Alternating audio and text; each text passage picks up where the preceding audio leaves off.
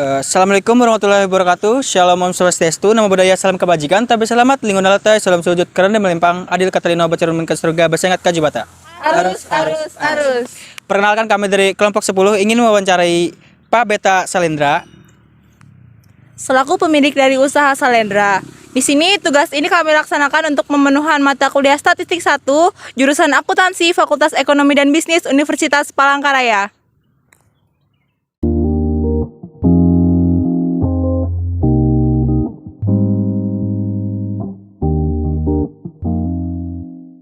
Perkenalkan, nama saya Mona Lisa.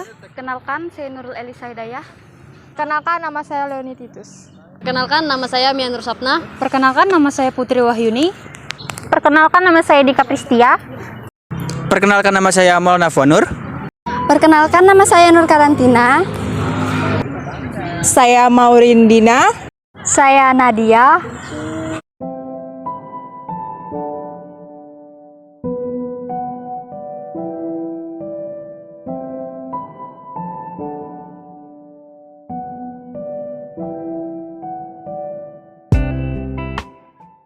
Assalamualaikum warahmatullahi wabarakatuh, Bapak. Waalaikumsalam. Bagaimana kabar Bapak hari ini? Baik. Alhamdulillah.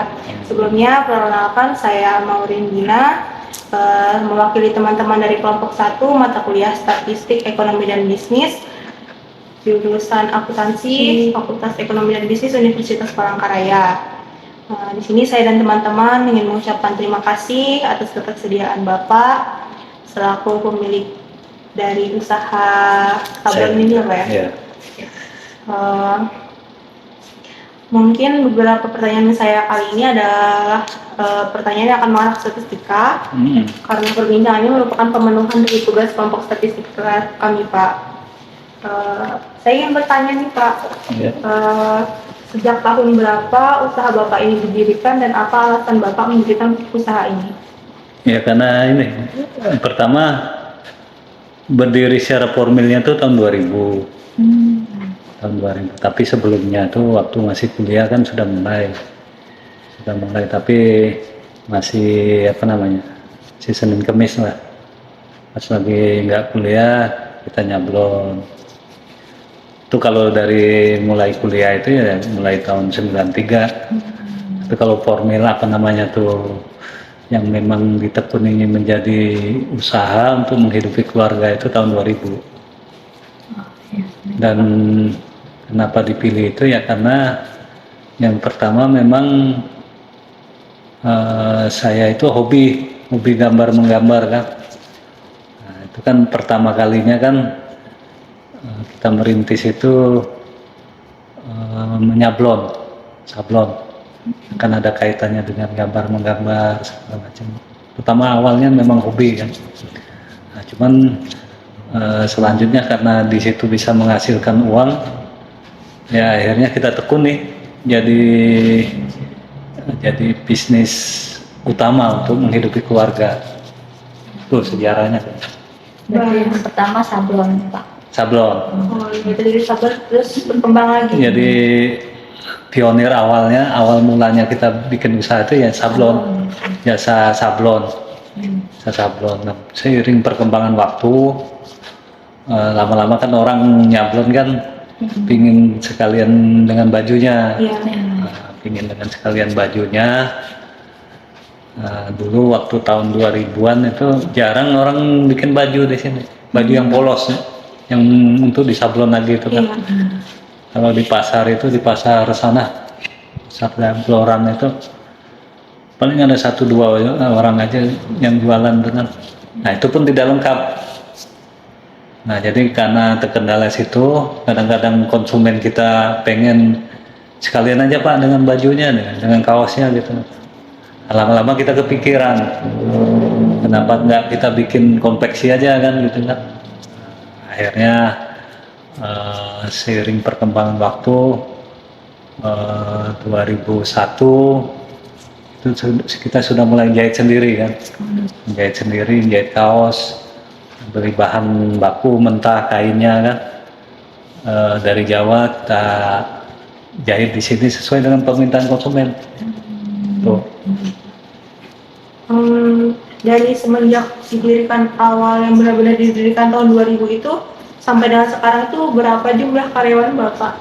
Kalau sekarang yang di Palangkaraya itu ada 30, kurang lebih 30. Saya di Palangkaraya kan ada 2. Di sini pusatnya, ini ada 18 orang.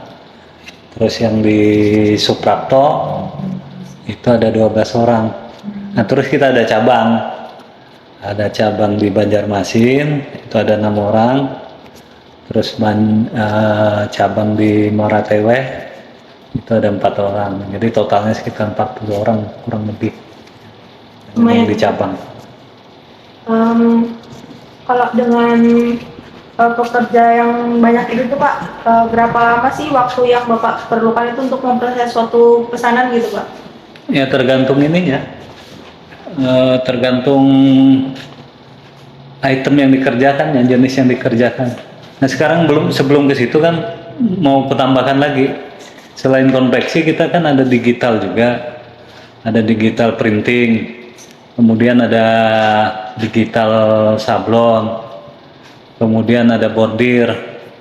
Nah kemudian kita juga ada jual sportwear juga, sportwear olahraga, seragam. Nah jadi yang transaksi ke kita tuh kadang-kadang ada yang digital. Nah kalau digital itu kalau desainnya sudah lengkap, sudah tinggal cetak, itu hitungan jam aja sudah selesai. Hitungan 2 atau 3 jam kalau desainnya sudah selesai itu sudah fix desainnya, itu bisa selesai aja, bisa ditunggu. Nah cuman kalau dia belum desainnya, ya kita desainkan mungkin 1 hari. Nah kalau dia bordir kalau dia cuman satuan, cuman nama aja ya mungkin bisa diantar pagi, sore selesai. Cuman kalau dia banyak, ada lambang di sini, ada logo di sini, ada berapa tempat itu, dan jumlahnya banyak, ya itu mungkin makan waktu 2-3 hari kan. 2-3 hari. Jadi nanti tergantung itemnya, ada yang bisa ditunggu, ada yang 1 hari, ada yang 2 hari. Nah kalau ada juga kadang-kadang yang ini, yang custom itu dia bawa desain sendiri, misal baju bawa desain sendiri, terus bordirnya sendiri, jadi bukan ngambil baju yang kita ready stock. Nah itu biasa lebih lama lagi, itu biasanya apalagi kalau jumlahnya bisa 50 ke atas sampai 100 sampai 200, ya itu bisa 2 minggu, 3 minggu. Jadi tergantung itemnya. Jadi paling cepat itu ada yang 2 jam, paling lama ada juga yang sebulan kan. Tergantung itemnya. Kalau misalnya itu tadi kan tergantung jenis pesanannya Pak ya. Kalau misalnya dari setiap pesanan itu yang paling sering banyak dipesan orang itu pada saat apa aja sih Pak? Tergantung itemnya gitu. Waktunya. Waktunya. Ya macam-macam. Cuman kalau yang umumnya yang rame ya. Iya yang rame. Ya. Kalau kita ini kan apa namanya di dalam jangka waktu atau per bulan apa yang rame misalkan dari 12 bulan itu kan biasanya yang rame itu mulai bulan 4 itu biasa yang ada momen-momen itu. Bisa ada momen kan, bulan 4 itu biasa ulang tahun Kalteng, itu biasa banyak yang jual ini, yang mesen baju. Nah, nanti bulan Juli ada lagi momen ulang tahun Palangkaraya. Nah itu biasa banyak juga mesen spanduk, mesen baju, mesen kaos. Dan terutama yang bulan ini, kalau puncaknya tuh biasa bulan Agustus, Juli Agustus. Nah itu biasanya dari 12 bulan itu yang paling ramai. Juli Agustus biasanya situ momen kegiatan 17 Agustus, kegiatan ini. Nah biasanya mereka kalau di Agustus tuh hampir sama, hampir apa namanya tuh, semua item tuh hampir sama, penuh semua. Nah baik spanduk, bordirnya, digital sablonnya, sablon manualnya, rata-rata full di situ di bulan Agustus. Termasuk juga orang yang beli sportwear-nya tuh kan. Sportwear Juli, Agustus. Nah yang agak sepi memang di bulan Januari, bulan Maret, bulan Februari. Nah Maret biasanya sudah mulai ini, sudah mulai masuk karena biasanya kantor-kantor sudah mulai bisa melakukan kegiatan kan. Nah, kalau awal tahun memang agak sunyi gitu. Nah cuman kita menyiasati itu. Mungkin ada pertanyaan selanjutnya mungkin kan, mengatasi yang bulan-bulan sepi itu kan. Kalau misalnya media promosi nih Pak, gimana sih sama strateginya sama persaingan pasarnya loh Pak? Ya kita ngikuti perkembangan lah. Kalau dulu sebelum ada medsos, sebelum ada Facebook, sebelum menjamurnya Instagram, TikTok, YouTube, dulu kita pakai media yang mainstream, media koran dulu 93 tahun 2000-an itu kita iklan di koran, iklan per bulan gitu kan. Biasa dulu ada beberapa koran yang langganan kita tuh kayak Carlton Post, terus ada beberapa lagi koran tuh. Hampir semua koran lah kita pernah iklan di situ. Nah selain koran kita radio, kadang radio, beberapa radio. Pernah juga TVRI yang sifatnya tuh liputan dari mereka tuh kan, pernah TVRI. Nah sekarang dengan zamannya ini kan, zaman kan terus berkembang nih. Mau kalau usaha kita mau tetap eksis ya harus ngikuti itu. Nah, sekarang kan konsumen kita kan sudah beralih, pengennya dari rumah bisa mesen, bila perlu kan maunya konsumen tuh dia di tempat tidur pun bisa bisa mesen sembarang kan gitu. Nggak mau kita harus ngikuti juga. Jadi sekarang yang di bagian pemasaran, bagian iklan, ikuti tuh. Kita bikin medianya di Facebook, di fanspage-nya, kemudian Instagram, TikTok. Nah itu media-media itu kita mainkan juga. Dan juga kita lagi merintisnya di Shopee, di Tokopedia. Nah ini sudah jalan hampir setengah tahun lah yang kalau yang di Shopee.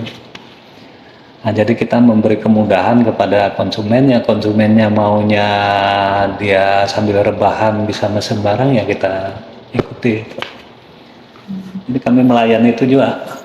Jadi kalau ada konsumen minta digojekkan atau dikurirkan, ya kita layani juga itu. Mau nggak ada mau itu. Benar. Kalau misalnya nih Pak dari awal 2020 kemarin kan sempat COVID itu Pak. Nah itu tuh gimana sih Pak? Apakah berdampak terhadap perubahan usaha Bapak ini tuh baik dari segi proses produksinya maupun permintaan di pasaran? Ya sangat berdampak. Yang usaha kita kayak gini kan tergantung event kan. Iya. Biasanya kan tergantung event, tergantung kegiatan dari kantor, perusahaan.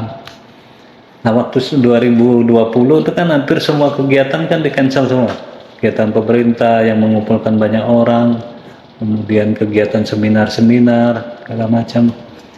Nah, itu berdampak benar dan berdampak. Kita kan sempat mengurangi karyawan ya. Tidak diberhentikan tapi kita bikin shift dulu tuh kan. Shift yang tadinya 18 orang kita gilir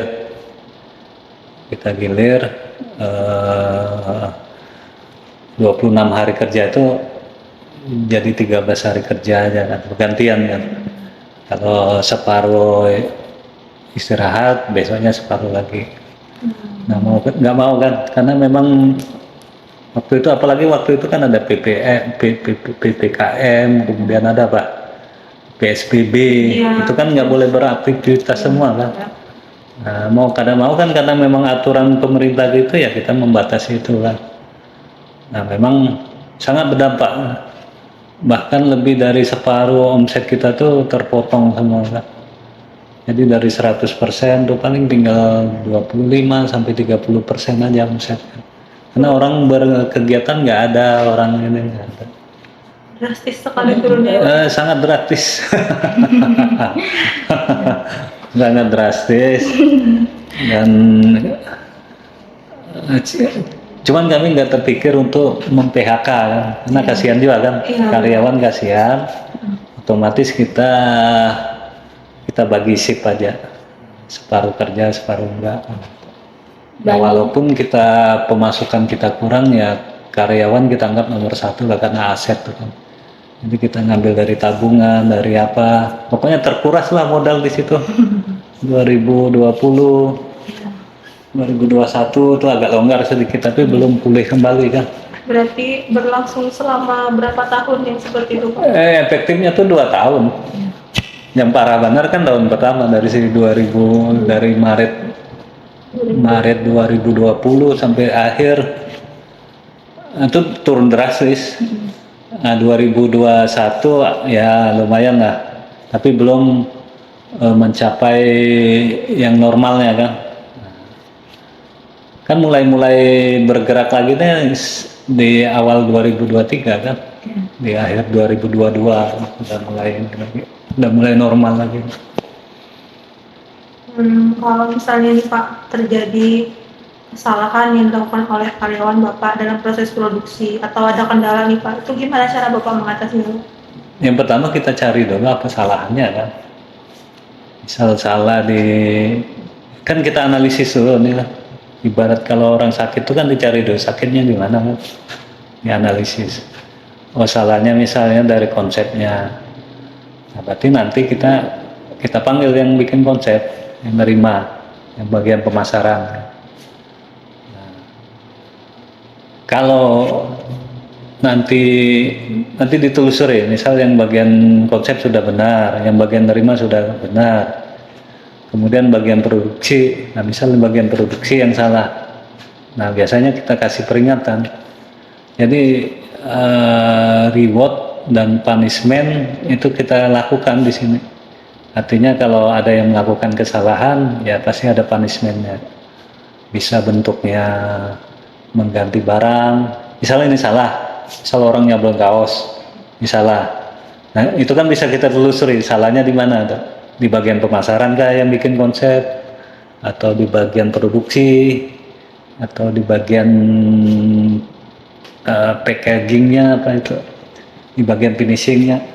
Nah nanti sesuai kadar kesalahannya kita beri sanksi, bisa dalam bentuk peringatan, bisa dalam bentuk mengganti barang. Kalau misalnya orangnya nggak mau terima gitu kan, pokoknya harus diganti ya, terpaksa itu. Mereka yang melakukan kesalahan itu ikut mengganti barang. Jadi perusahaan ikut ganti, mereka yang melakukan kesalahan ada kontribusi juga untuk mengganti barang itu. Kalau seandainya konsumennya nggak mau terima. Nah, cuman kalau konsumennya kita mau diperbaiki. Misal kesalahannya di sablon, misal anggaplah sablon namanya tadi Nadia menjadi Nadira misalnya kan gitu, salah kan. Nah, itu kan kalau masih kita bisa diperbaikan kita baik gitu, R-nya mungkin diganti kan kesalahan gitu. Nah, ada kadang-kadang yang mau, ada yang nggak mau kan, pokoknya mau ganti baru katanya. Nah itu otomatis kita ganti. Nanti separuh perusahaan yang nanggungnya, separuhnya lagi karyawan yang melakukan kesalahan. Itu bentuknya. Kalau dalam persediaan nih Pak, gimana sih cara Bapak ini untuk menghindari terjadinya overproduksi atau kekurangan stok ini Pak? Ya kita kan dari pengalaman tahun lalu, bulan lalu, minggu lalu itu kan kita bisa ngambil rata-rata kan. Kalau dia tahunan, periode per tahunan itu kan ada rata-rata kan. Tadi yang seperti omset itu kan. Omset itu kan menggambarkan berapa banyaknya produksi kan. Kan produksi itu sebanding lurus dengan omset kan. Artinya dari analisa kita bulan Agustus itu paling ramai kan. Nah otomatis mulai bulan Juni itu kita sudah stok barang supaya nanti di Agustus kita nggak kekurangan stok gitu. Kalau kita lihat Berarti dari yang sebelumnya Bapak jelaskan tadi tahun 2022 itu sudah mulai ada kebangkitan gitu ya Pak ya. Nah, dari tahun 2022 dan 2023 ini kira-kira nih presentasi untuk kenaikan keuntungan dari sablon ini berapa sih Pak? Omset, mungkin lebih ke omset ya. Omset 2022 di akhir tuh sudah mulai agak inilah, ada normal lah. Jadi sudah ada kenaikan sekitar omset itu sekitar 30 sampai 35% dari 2002 ke 2023 kan. Nah, dari 2023 ke 2024 nih ada juga kenaikan lumayan juga, hampir mencapai 50%-an, 40 sampai 50%. Nah, jadi akhir 2002 atau dari 2002 ke 2023 itu ada kenaikan sekitar 35%. 2023 2024 itu kurang lebih ya hampir 40%, kurang lebih lah, plus minus. Apalagi Terakhir nih Pak, harapan Bapak untuk usaha Bapak sendiri ke depannya apa sih Pak? harapannya supaya masyarakat, pemerintah, kemudian stakeholder yang ada di Kalimantan Tengah ini, kalau bikin digital, kalau bikin konveksi, kalau belanja sportwear, kalau belanja tas, perlengkapan, jangan jauh-jauh ke Jawa. Kan kita sini kan ada di sini. Jadi kalau mereka belanja ke pengusaha-pengusaha yang ada di Palangkaraya, di Kalteng, itu uang yang beredar kan uang di sini, dibelanjakan di sini. Dan mutu kita di sini nggak kalah dengan di Jawa. Boleh dibandingkan gitu. Nah, dengan harapannya dengan begitu itu kan menghidupkan UMKM. Karena UMKM itu kayak kita di sini di Salendra ini kan menampung sekitar 40 orang. Otomatis kan menyediakan lapangan kerja untuk masyarakat Palangkaraya. Jadi harapannya ke depan kondisi ekonomi lebih membaik, kalau bisa pajak yang naik, terus PLN jangan naik, bensin jangan naik. Nah, mudah-mudahan ke depannya UMKM yang ada di Palangkaraya, di Kalteng itu bisa lebih maju lagi. Kalau dia maju kan otomatis kan untuk masyarakat juga, karena dia menampung tenaga kerja, melakukan belanja di sini, di perputaran uang itu ya kembali lagi di seputaran Palangkaraya, seputar Kalteng. Coba kalau dia belanja di Jawa, yang menikmati keuntungannya kan orang Jawa. Iya. Menikmati keuntungan, padahal kita bayar pajaknya di sini. Iya. Ya, gitu. Jadi pemerintah daerah, masyarakat Palangkaraya, masyarakat Kalteng, dan semua lah. Jadi kalau ada yang belanja, yang ada ada produksi UMKM yang ada di Palangkaraya, ya belanja di Palangkaraya. Kita himbau gitu, harapannya. Ya. Ada rencana buka cabang lagi nggak Pak? Nanti sambil melihat keadaan, lihat sikon. Ya, makasih Bapak. Nggak ada lagi pertanyaan yang lain? Waktunya sudah habis Pak, udah aja. Untuk kali ini saya ucapkan terima kasih atas ketersediaan Bapak untuk kami wawancarai Pak. Saya ucapkan juga mohon maaf yang sebesar-besarnya bahwa apabila selama wawancara ini ada kesalahan dari saya, pertanyaan dari rekan-rekan semua, saya ucapkan terima kasih. Wassalamualaikum warahmatullahi wabarakatuh. Ya, Waalaikumsalam warahmatullahi wabarakatuh. Sekian wawancara dari kelompok kami. Mohon maaf atas segala kekurangannya. Kami akhiri. Wassalamualaikum warahmatullahi wabarakatuh.